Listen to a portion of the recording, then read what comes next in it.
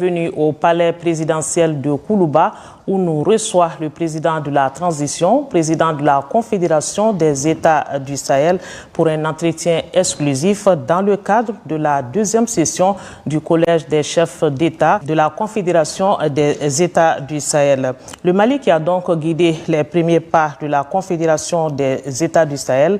Quel bilan, quel acquis, quelle perspective? Le président de la transition, président de la Confédération des États du Sahel nous répondra tout à l'heure. Bonsoir, Monsieur le Président. Bonsoir. Et pour conduire cet entretien, je suis avec Fousseni Tounkara de la cellule de communication de la présidence ici à Koulouba. Bonsoir Fousseni. Bonsoir Sira, bonsoir Excellence. Bonsoir. Alors, bienvenue sur ce plateau. Monsieur le Président, une année de présidence de l'AES, c'est un parcours, ce sont des étapes. Dites-nous, quels ont été les premiers actes posés lors de votre présidence? Quel est votre regard? Merci Sira. Et tout d'abord, je voudrais rendre un hommage mérité au peuple souverain de la Confédération, c'est-à-dire les populations du Burkina Faso, du Mali et du Niger, et qui ont très vite compris les enjeux de notre combat qui s'articulent autour de la vision du respect de notre souveraineté, du respect des intérêts de nos peuples. Donc je voudrais vraiment les remercier et surtout les demander de rester toujours mobilisés, engagés et que le combat n'est pas terminé. Excellence, quel était votre objectif en acceptant de diriger l'AES pour cette première année? Donc avant de répondre à cette question, je voudrais d'abord revenir sur les motivations de la création de la Confédération. C'est lorsque certains pays africains ont décidé d'agresser le pays frère du Niger, et c'est en ce moment que nous avons décidé d'apporter notre soutien de fraternité et surtout militaire pour vraiment défendre l'intégrité et la souveraineté du pays frère du Niger. Et il faut le reconnaître que cette menace d'agression était réelle, parce que l'un des présidents même de ces pays africains qui avait décidé d'agresser le Niger m'avait appelé pour nous dissuader de ne pas s'interférer dans cette situation. Et en son temps, il m'a demandé si toutefois on était au sérieux. Et je lui ai répondu, si nous ne sommes pas au sérieux et tenter d'agresser le Niger, et vous allez voir la suite. Donc, après une heure de discussion, le président en question avait vraiment été sûr et il disait qu'il était le seul rempart pour pouvoir voir une éventuelle négociation. Mais il disait que la décision d'agresser le Niger était déjà validée. Donc, c'est pour vous montrer jusqu'à quel point cette menace était réelle. Ensuite, il a essayé de m'expliquer que la situation du Niger était différente de la situation du Mali et du Burkina. Selon son terme, s'il laissait le président Bassoum en son temps, ça serait le tour de qui après? Bon, j'ai répondu simplement, si nous aussi on vous laisse agresser le Niger, ça serait le tour de qui après? Donc c'était de bonnes guerres. Donc finalement, je pense qu'il est revenu à la raison quand il a vu qu'on était réellement décidé à défendre le Niger.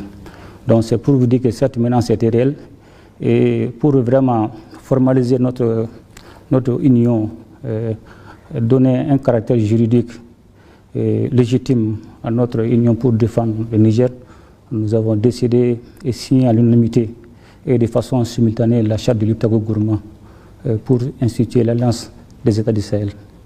Et dans cette charte de Liptako-Gourma, à son article stipule la mise en place d'une défense collective et d'assistance mutuelle entre les États membres. Aussi, dans son article 4, vise à combattre les groupes armés terroristes sous toutes ses formes, la criminalité transfrontalière et surtout le banditisme. Donc, dans son article 6, ce qui est le plus important, qui dit l'atteinte à la souveraineté et à l'intégrité territoriale d'un État membre de l'Alliance sera considérée comme une agression et obligera une assistance collective et mutuelle des autres membres de l'Alliance. Donc, je pense qu'aujourd'hui, c'est une réalité et je pense que c'est ça qui est la garantie de cette confédération. Alors, vous l'avez dit, hein, c'est parti d'un pacte de défense nationale. Mais aujourd'hui, l'AES, c'est 3D, hein, diplomatie, défense et développement. Aujourd'hui, vous êtes allé sur cette base. Nous allons commencer par le volet défense, qui n'est pas de moindre au sein de la Confédération. Dites-nous, quelles sont les avancées notoires que nous pouvons noter aujourd'hui par rapport à cette question de défense? Qu'est-ce qui a été fait dans le cadre de l'harmonisation, de la coordination des actions militaires? Donc, quand vous regardez de près la charte de l'État gouvernement ne contenait qu'un seul pilier, le pilier défense et sécurité. Donc, conscient du fait qu'aujourd'hui, on ne peut pas dissocier la défense aux questions de développement. Et comme on le dit, sans le carburant, le char ne marchera jamais. Donc, aussi conscient du fait que sans une diplomatie soutenue, ces deux piliers ne pourront pas prospérer. Raison pour laquelle, lors de la déclaration de Niamey, nous avons décidé qu'il a consacré plutôt la création de la Confédération. Donc pour élargir le pilier de défense aux deux autres piliers, à savoir défense, sécurité, et développement et diplomatie. Donc pour revenir à votre question concernant les questions de défense et de sécurité, il faudra reconnaître depuis la consécration de la création de la Confédération le 6 juillet 2024 à Niamey, et aussitôt les différents ministres de la Défense et des chefs d'état-major généraux se sont mis à la tâche. D'abord, en un premier temps, il y a eu la mise en place des officiers de liaison dans les différents pays afin de coordonner les différentes opérations. Ensuite, il y a une phase de montée en puissance pour aboutir à la force unifiée. Parce que quand vous regardez dans la feuille de route de l'A1 de la Confédération, le Mali était demandé de travailler pour la mise en place de la force unifiée. Et donc il y a eu ensuite une phase d'entraînement, il y a eu des exercices tactiques à Niamey, et en plus des États du Sahel, le Togo et le Tchad aussi ont participé. Donc c'était le début de la montée en puissance. Donc aussi il y a eu la formation des officiers d'état-major par l'école de maintien de Alou Blonenbe du Mali. Donc toutes ces actions ont permis de faire la montée en puissance de la force unifiée. Donc on vous êtes rendu compte, on a mis l'étendard de la force unifiée. Bon, de façon pragmatique, de façon visible, il y a eu des avancées majeures en termes de sécurité, bien vrai que des défis persistent toujours. En tenant compte même ou en regardant les principes même de la guerre, le premier principe qui est la liberté d'action. Aujourd'hui, nos pays disposent de cette liberté d'action, de mouvement. Aujourd'hui, on est libre d'aller où nous voulons, de faire ce que nous voulons. Donc ça, ce n'était pas du tout possible dans les années passées. Donc quand vous regardez aussi, depuis 2023, il y a eu plusieurs opérations conjointes contre ces groupes armés terroristes, dont les plus récentes sont IRECO 1 et IRECO 2.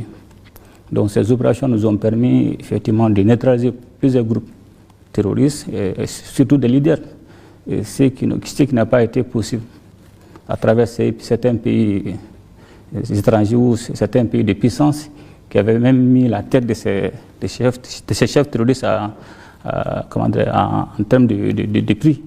Donc aujourd'hui, force est de reconnaître que l'Est aujourd'hui est parvenu à changer cette dynamique, non seulement à neutraliser des centaines de terroristes et détruire plusieurs sanctuaires terroristes. Donc aujourd'hui, cela nous a permis de pacifier un peu la zone. Donc quand vous regardez aussi en termes d'autonomie stratégique, nos pays ont beaucoup souffert du fait qu'on n'avait pas cette liberté, cette possibilité d'acheter aisément les équipements parce que c'était sous-traité par des pays qui instrumentalisaient ce secteur pour pouvoir nous influencer. Mais il faudra vraiment forcer de reconnaître aujourd'hui, facilement avec des partenaires sincères, nous parvenons à nous équiper et à mener nos opérations de jour comme de nuit, et en ayant toujours l'initiative. C'est-à-dire nous pouvons attaquer l'ennemi avant que ce dernier ne déclenche les hostilités.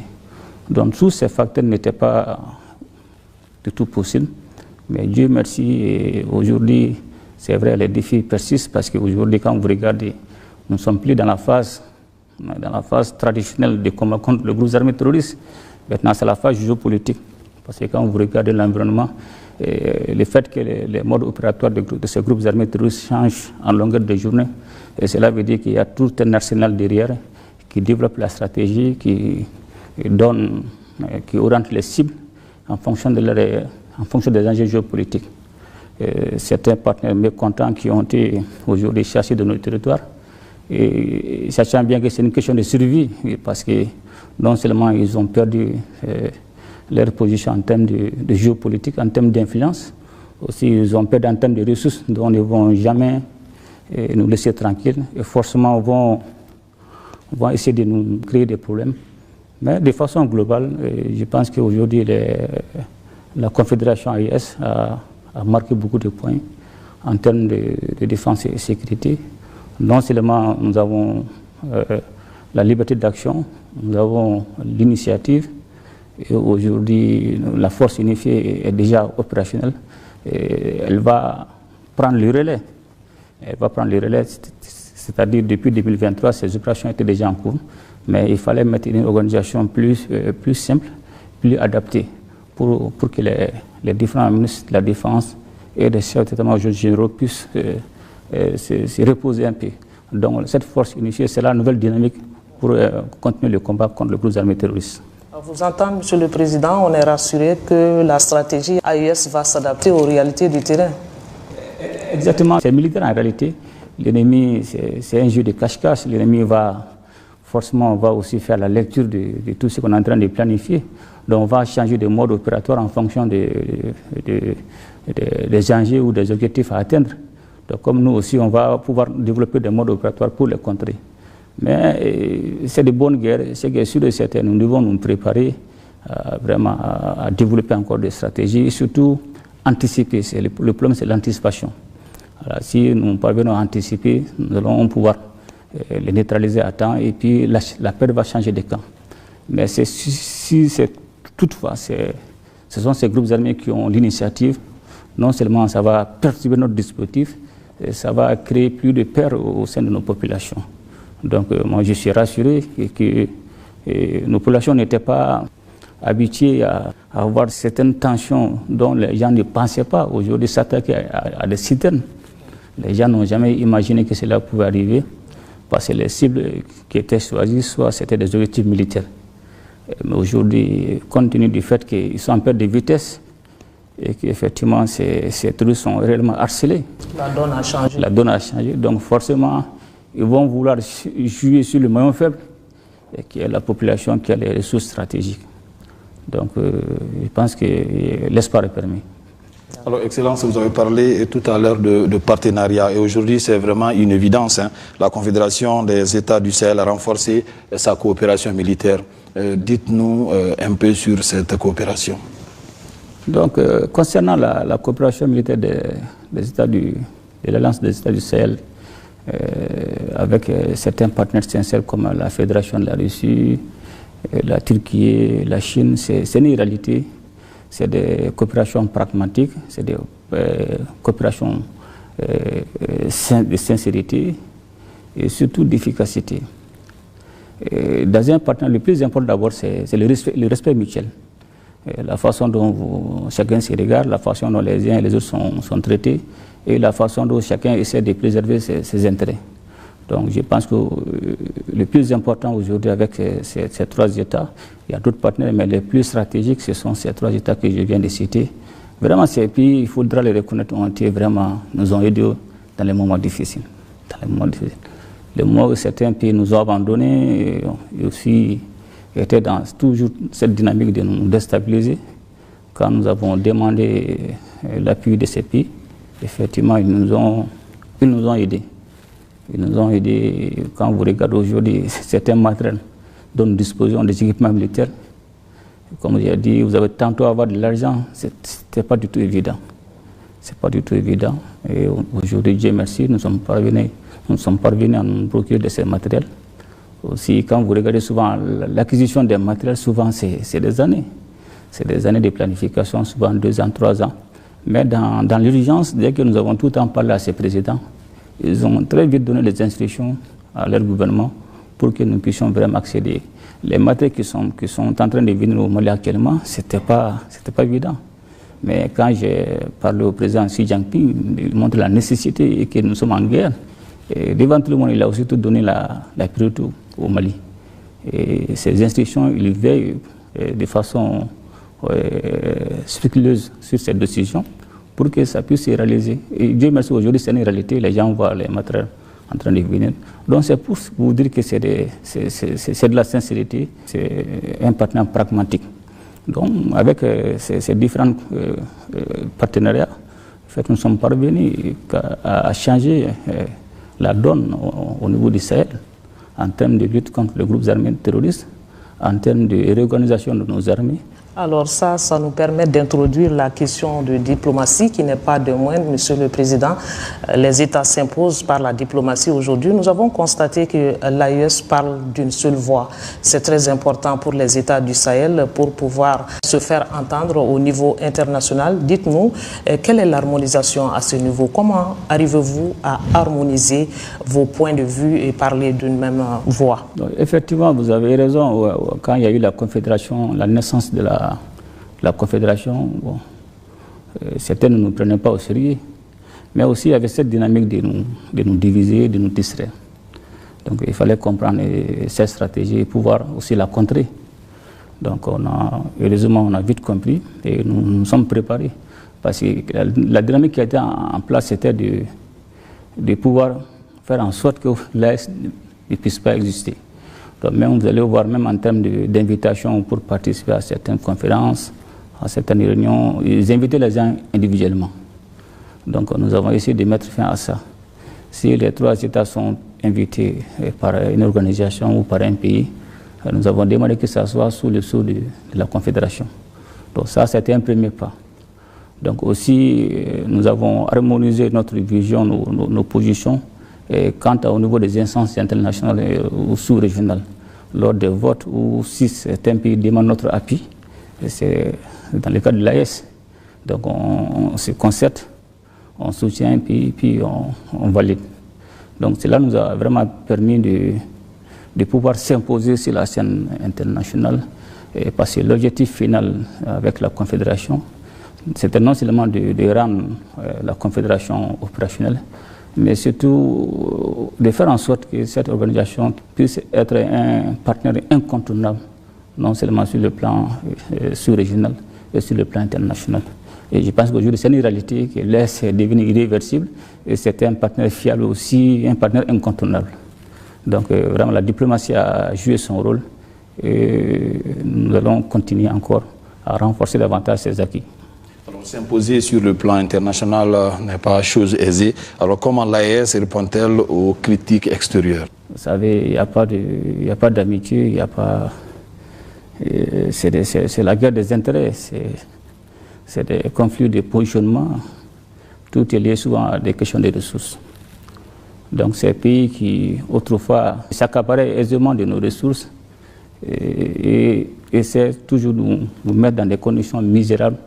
Et la dynamique a changé avec les autorités de l'AES, parce qu'aujourd'hui nous nous inscrivons dans la dynamique de défendre tout ce qui est notre souveraineté, de défendre les intérêts de nos peuples. Et ces intérêts sont forcément aujourd'hui liés aux ressources stratégiques, tout ce qui est l'or, tout ce qui est le lithium, tout ce qui est gaz, tout ce qui est uranium. Donc c'est le changement de cette dynamique.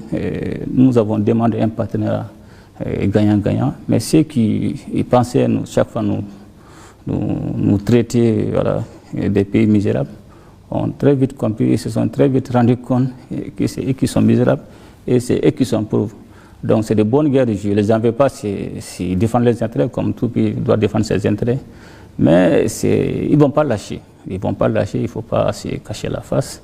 Ils vont toujours tenter de nous créer des narratifs, non seulement pour jouer sur nos réputations. Comme on le dit, c'est la guerre d'influence et de manipulation. C'est des questions géopolitiques.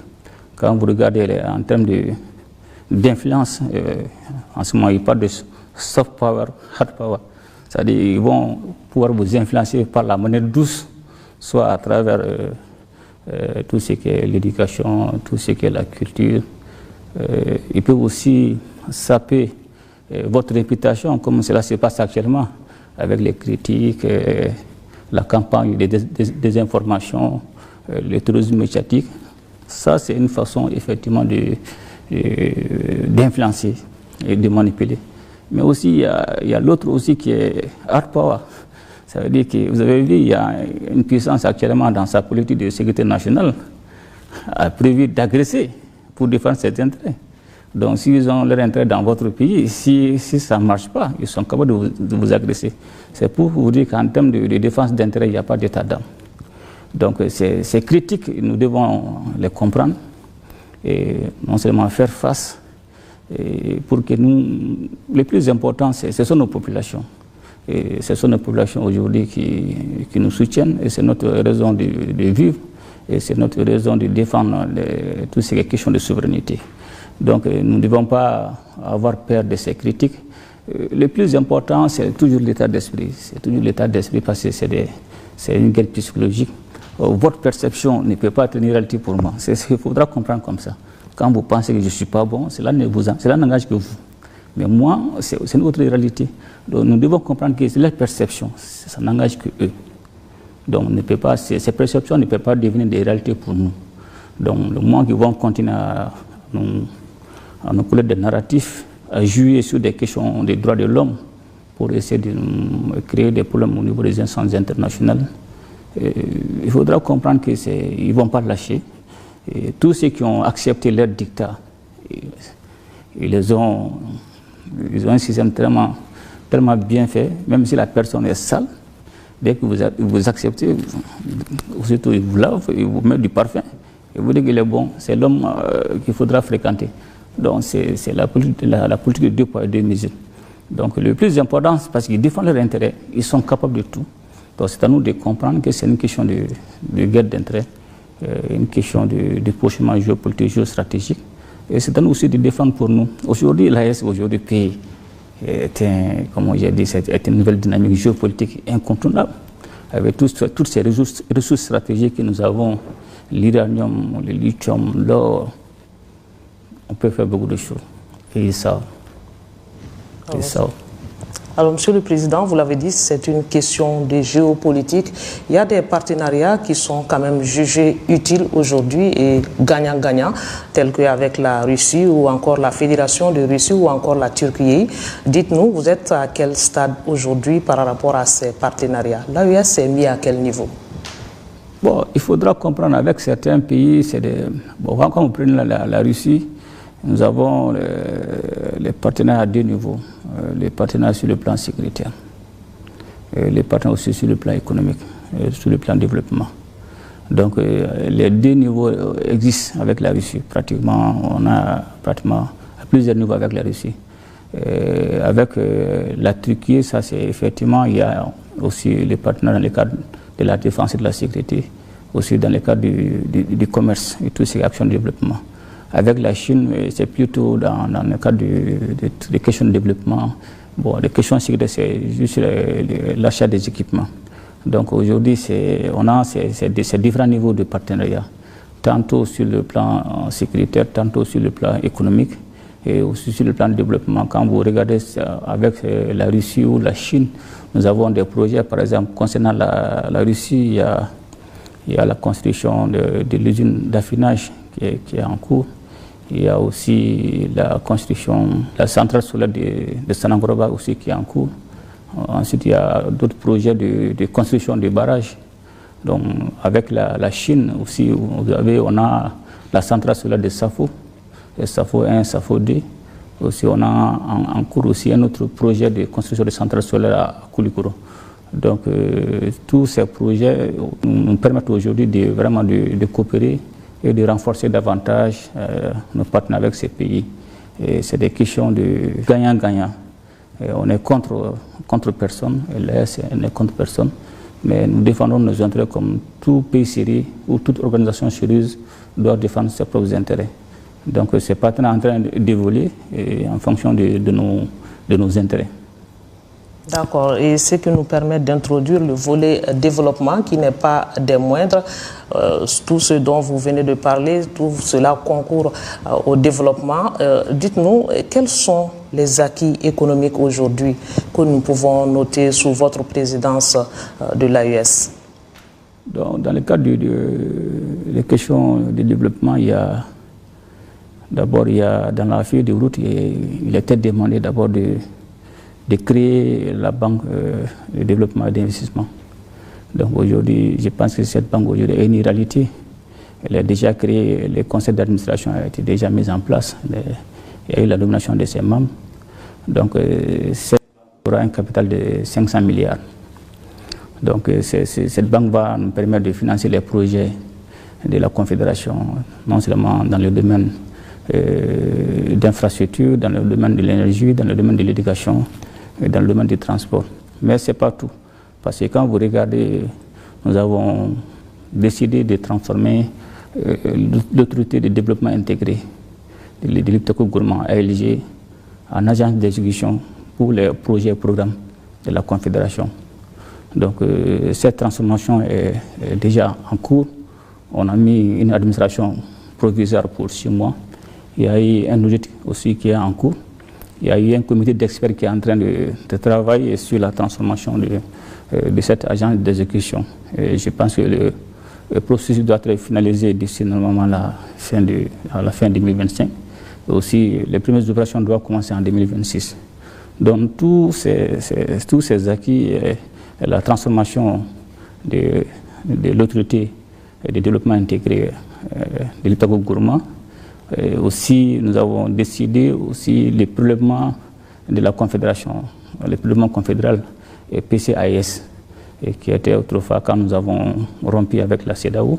Nous avons aussitôt transféré ce prélèvement confédéral qui a de prélever 0,5% sur toutes les marchandises importées. Donc ce montant qui est dans un compte spécial permettra aussi, en plus de la banque, non seulement financer nos projets, mais aussi ce montant aussi, ces fonds peut aussi renforcer la banque. Donc c'est pour vous dire qu'il y a ce dispositif qui est déjà en place. Donc dans le cadre de l'intégration de nos populations, il y avait un certain nombre d'actions qui étaient demandées dans la feuille de route pour permettre la libre circulation des personnes et des biens. Et cela nous a permis de mettre en place la carte d'identité biométrique AES, les passeports biométriques AES. Donc aussitôt, nous avons aussi, parce qu'il fallait dès le début marquer l'esprit de nos concitoyens et surtout l'international de la création de la Confédération. Et cela passait forcément par la mise en place des symboles. Ces symboles qui affirment notre adhésion, notre appartenance à l'organisation. Et c'est en ce moment que nous avons non seulement créé le drapeau de l'AES, donc qui a été lancé officiellement le 3 mars. Et nous avons aussi créé l'hymne de l'AES qui a été lancé au mois de juin 2025. Donc toutes ces actions non seulement ont permis d'installer, de donner des fondements de base, un soubassement, une base solide à la Confédération. Maintenant, il y a le soubassement, maintenant il s'agira maintenant de continuer avec la construction de la maison. Voilà, donc il y a beaucoup d'actions majeures qui ont été vraiment réalisées. Alors parlons des aspects un peu spécifiques. Alors quelles initiatives ont été prises pour renforcer les infrastructures communes? Je parlerai des routes, énergie, commerce transfrontalier, entre autres. Dans le cadre du développement, en termes d'infrastructures, en termes d'énergie, en termes de transport, d'abord nous avons demandé qu'il y ait des rencontres sectorielles pour harmoniser d'abord les procédures au niveau des différents départements. Ensuite, il y aura la validation d'un certain nombre de projets qui seront validés par les chefs d'État. Et ces projets seront financés soit par la banque ou soit par le prélèvement confédéral. Et ces projets seront exécutés par l'agence d'exécution de la Confédération, qui est la transformation en cours de l'autorité de développement intégré de l'Iptako Gourmand. Donc il y a plusieurs projets, mais certains projets jusqu'à présent sont en attente, tels que la mise en place de la nouvelle compagnie aérienne, peut-être qui sera pris en compte par le deuxième mandat. Il y a aussi la mise en place du chemin de fer Bamako, Ouaka, Niamey. Donc il y a plusieurs actions, plusieurs projets qui sont en attente. Donc nous avons mis les sous-bassements, les bases solides. Et maintenant, je pense que nous serons plutôt orientés pour le deuxième mandat sur le projet de développement. Toutes ces questions de sécurité, nous avons fait. Il y a eu la force unifiée qui est déjà en place. Et nous avons rendu l'espace AIS transformé en un théâtre unifié, un théâtre unique. Ça veut dire toute violation de l'espace, soit du Burkina, du Mali, du Niger, deviendra la violation de la Confédération. Et que Dieu nous en garde, et tous les pays qui ont des services de renseignement dignes de ce nom savent jusqu'où la Confédération est équipée et les moyens d'agression dont nous disposons pour nous défendre. Et je pense qu'en plus de la lutte contre les groupes armés terroristes, l'Est aujourd'hui a la capacité d'engager un combat, une guerre de haute intensité. Donc, mais cela ne peut pas aller sans que ça soit soutenu par des actions de développement. Voilà, parce que c'est avec les questions de développement, les ressources que nous allons acheter les équipements militaires.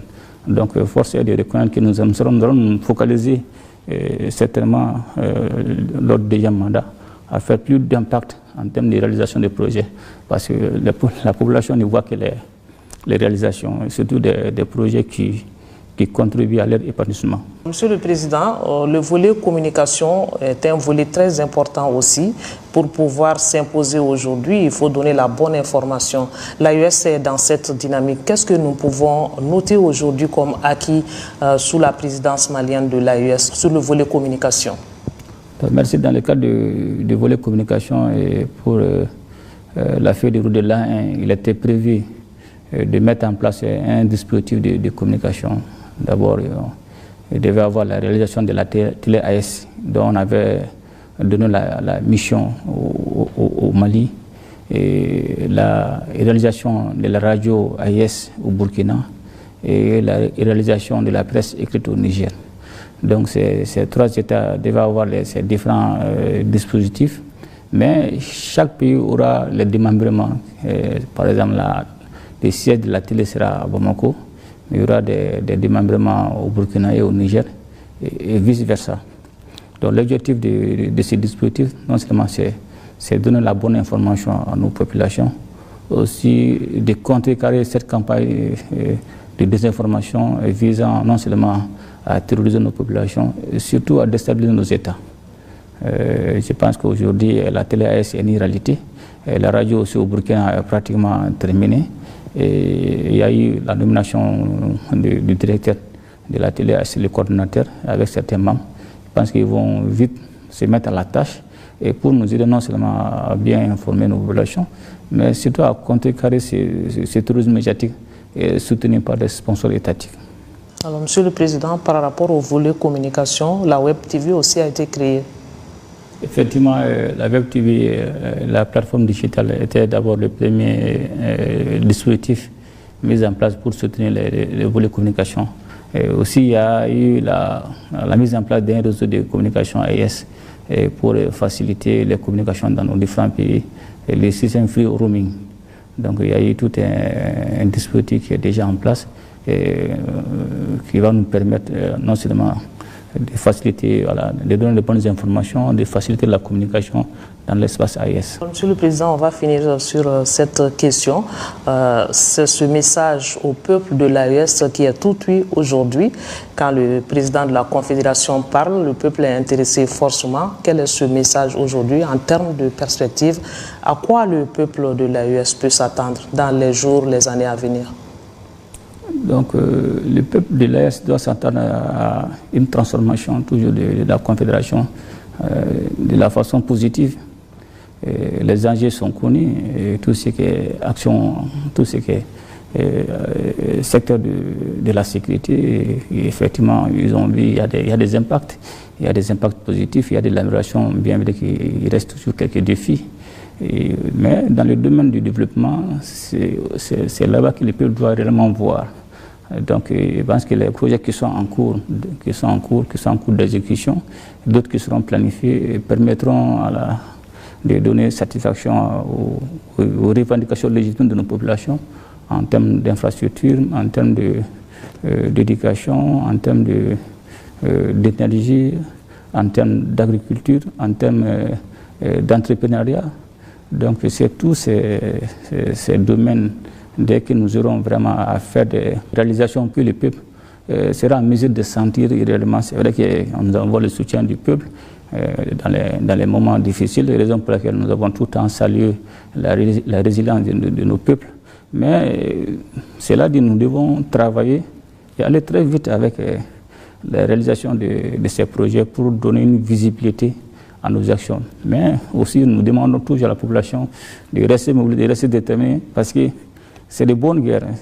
Ces gens, ils connaissent nos intentions. Ils vont toujours forcément tenter de contrecarrer nos actions. Donc, la population, c'est notre raison d'être.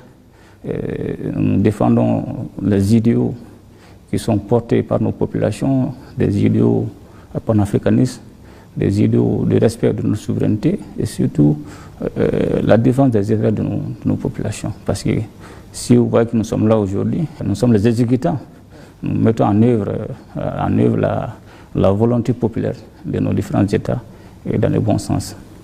Donc une fois de plus, vraiment, je voudrais encore les rendre hommage, les remercier de tout le soutien dont nous avons bénéficié pour le premier mandat, mais de continuer, parce que c'est un combat de longue haleine. Et comme on dit dans l'armée, souvent il y a de l'attrition, il y a l'usure, il y a la fatigue, il y a le découragement, parce qu'il y a tout ce dispositif qui est mis en place à travers nos adversaires, visant à démoraliser nos peuples, visant à déstabiliser nos pays. On va forcément avoir des impacts sur certains citoyens, peut-être qui n'auront pas un esprit en acier et peuvent être déséquilibrés, et ça peut souvent créer certains problèmes de compréhension ou de soutien. Mais nous devons comprendre que l'Est aujourd'hui est devenu une réalité irréversible. Et nous avons pris un chemin de non-retour. Et nous avons embarqué avec nous nos populations, dont nous allons aller jusqu'à destination. C'est comme quand vous prenez arme, vous tirez, dès que la cartouche sort du bout du canon, la cartouche suit jusqu'à sa destination. Il n'y a pas de lieu de reculer. Donc, raison pour laquelle nous demandons encore de se remobiliser, de s'armer moralement et de continuer le combat jusqu'à la pacification de l'espace AIS et aussi jusqu'à la satisfaction des besoins vitaux de nos populations. Voilà, merci. On le souhaite vivement. Merci, Monsieur le Président, d'avoir répondu à nos questions. Merci. Merci Fousseni pour l'accompagnement. Merci Sira, merci Excellence. Voilà, chers téléspectateurs, nous sommes donc au terme de cet entretien exclusif que nous a accordé le président de la transition, président de la Confédération des États du Sahel. En espérant que vous avez eu un intérêt à nous suivre, nous vous souhaitons de passer d'excellents moments de télévision en notre compagnie. Bonsoir.